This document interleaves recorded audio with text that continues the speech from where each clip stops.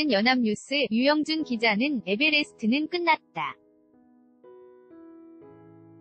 한때 구국의 도전의 상징으로 신성시됐던 지구상 최고봉 에베레스트 8,848m가 인간의 무분별한 등정으로 그 의미를 상실했다는 지적이 나오고 있다. 등반객들은 먼저 등정한 등반객들이 셀피를 찍는 동안 정상 부근 좁고 위험한 등반로에서 장시간 대기해야 하며 이 과정에서 거센 바람과 추위, 산소 결핍으로 치명적 손상을 입기도 한다. 또 정상 부근에는 등반객들이 남기고 간 각종 쓰레기가 쌓이고 또 일부는 도움을 호소하는 위험에 처한 등반객들의 요청을 무시하고 지나치기도 한다. 근래 전 세계로부터 등반객들이 대거 몰려들면서 에베레스트가 몸살을 앓고 있다.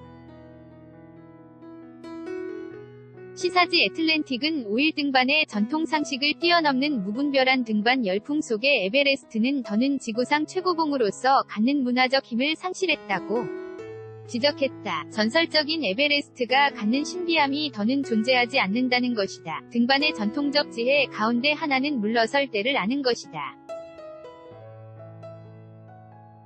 그러나 에베레스트에서는 이것이 적용되지 않는다.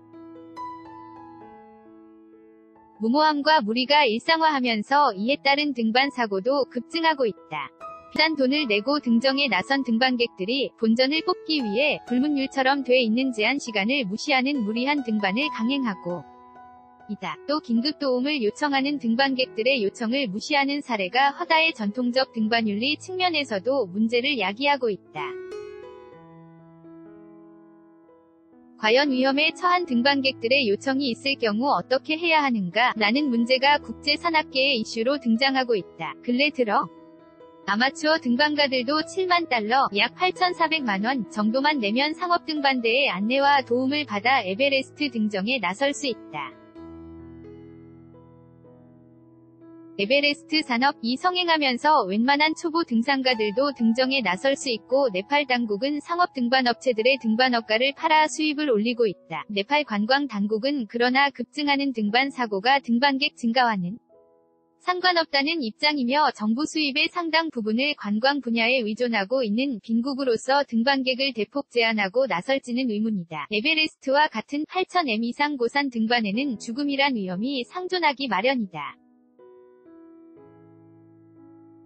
그러나 근래 급증하고 있는 고산 등반 사고는 그것이 불필요한 예방할 수 있었다는 점에서 산악계의 비판을 불러오고 있다. 무엇 때문에 무분별하게 죽음을 감수하면서까지 에베레스트를 올라야 하는지에 대한 이유.